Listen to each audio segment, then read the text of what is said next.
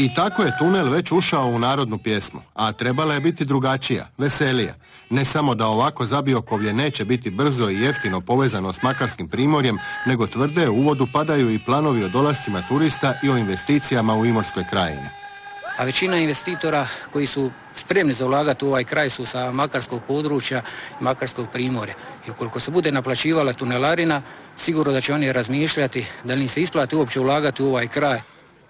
Uvođenjem naplate nakon golemih problema s nezaposlenosti, propasti gospodarstva, odlaska mladih, ugašeno je, tvrde, i posljednje svjetlo na kraju tunela, figurativno i doslovno. Imotski je prometno stvarno ostaje izoliran, a sa naplatom tunelarine ovoga tunela, ona jedna jedina tračak nade koji je bio da budemo tu nekako ravnopravni, konkurentni, da ima neke perspektive, sa ovom naplatom definitivno postaje iluzija. Proteklih dana potpisivali su i peticiju protiv tunelarine, očito uzalud. Posebno im smeta što je vožnja puno duljom i skupljom zagrebačkom obilaznicom besplatna, pa se ovako osjećaju kao građani drugoga reda, a i zemlju su dali za malo novca, samo da se tunel izgradi.